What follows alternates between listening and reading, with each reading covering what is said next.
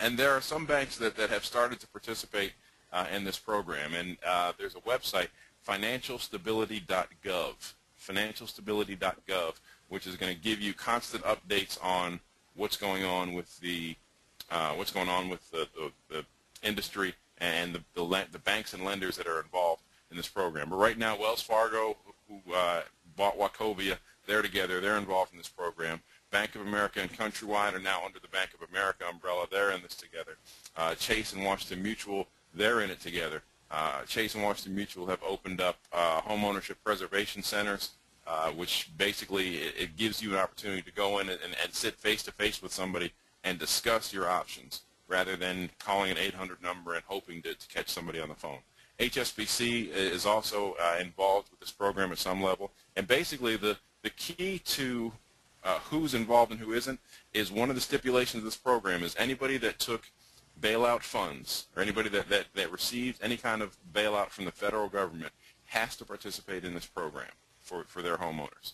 It's one of those things that I guess the government is saying if you're going to take our money, then you're going to help the people as well. And so the next thing, a question that a lot of you may be having is, so how do I find out or how do I qualify?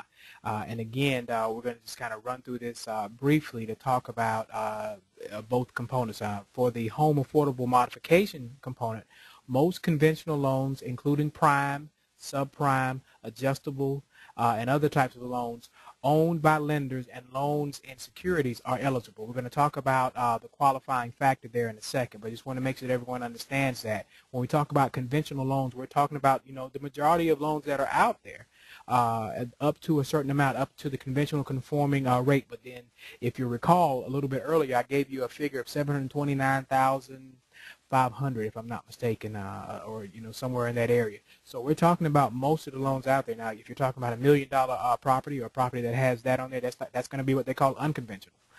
So it's not going to qualify. But in terms of for the modification piece, we're talking about conventional loans, and you see there we're talking about prime and subprime and adjustable loans. So if you've heard others talking about, well, it won't qualify for adjustable rate mortgages or subprime mortgages, that's not true.